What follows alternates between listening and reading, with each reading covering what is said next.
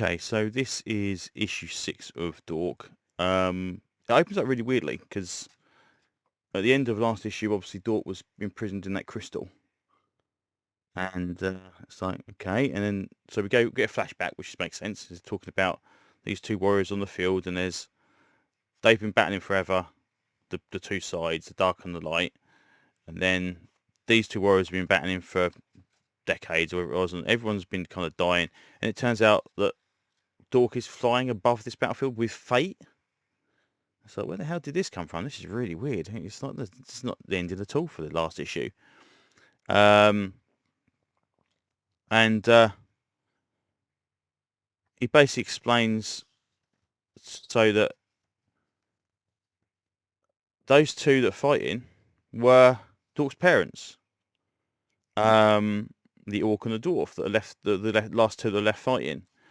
And Fate is making these weird jokes about, oh look, we can see your parents having sex. Oh, that's so funny.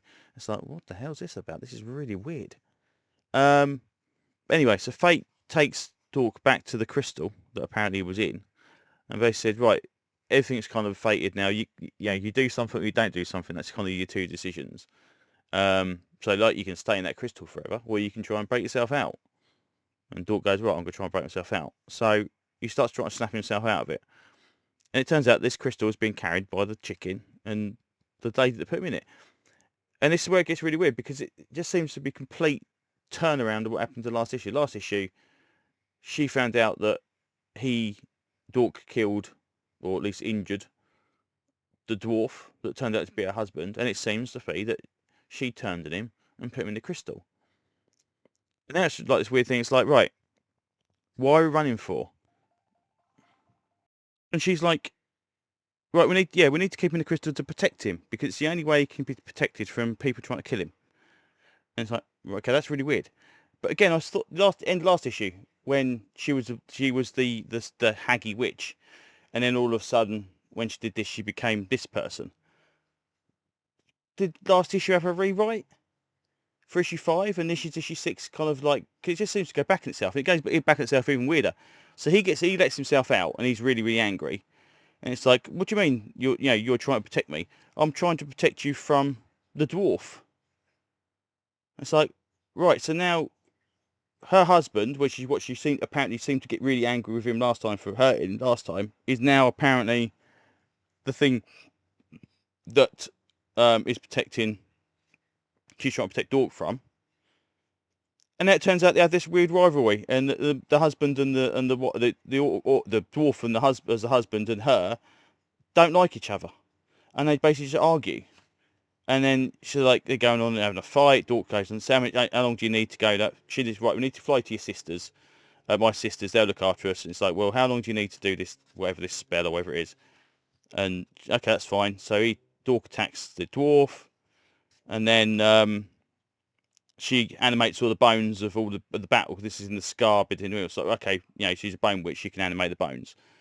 So then she makes this little bone flying horse thingy, and she goes, well, okay, you need to go to my sisters. I'm going to sacrifice myself to make sure you escape.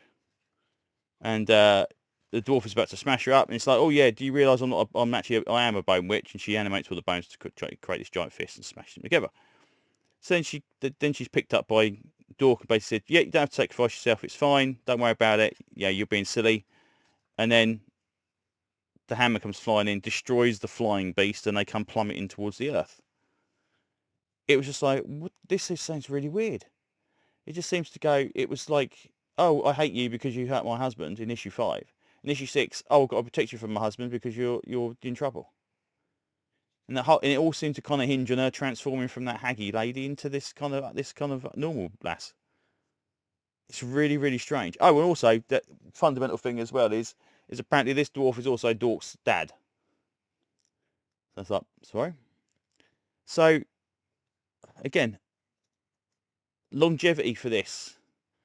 I know the guy who wrote it said that he's going to go for a while, but I mean, you're 6 issues in, you've already revealed, like, the idea that we know exactly who he is, we know who his father are, we know what's going on with it. I don't know how you keep this going. I mean, surely the idea of this whole prophecy hanging over Dork is massively like the hook of it, and you thought they'd drag it out, where he kind of tried to struggle his way through, but it just seems like no, this is we're resolving this in 6 issues. So I don't really know, but yeah, just seemed really strange, really odd. But as for the actual book itself, it's okay. Again, I'm really on the fence with this one. This again, it seems to be it's another one of them books where it's not terrible, but it's not something I'm going, wow, that was fantastic. And if I'm spending money on something, I really want to spend my money on something I'm really enjoying. This week's books, there's 2 that I think have been really good. So again, this will be on the possible pile. I'm just fed up of spending money on books that I just think are kind of middling. And there's other books coming that I would really like to read, and there's that series ending now as well, so I'll cut back on a little bit of spending on those. But just dropping books that are just kind of laying on that 6 or 7 out of 10 rather than okay, this is really good, is something I probably need to keep doing, because it just it just gets pointless spending money on stuff that I'm not really enjoying. So we shall see. I know a friend of mine, she's decided now that they're buying this in trades instead. She's got the first 5 issues, 6 issues, or whatever it is, in the single issues, and then we'll do trades after that. It's like, okay, well, the book still needs to be published to have trades, but you're saving your money probably in the long run by buying 1 book rather than 6. So we shall see. So yeah, we'll see what happens with issue 7. See what happens that week it comes out. So there you go. Anyway, odd book. Seems to go back on itself in a weird kind of, most people call it a twist, but it just seemed like a really strange, almost like a rewrite to me. But there you go.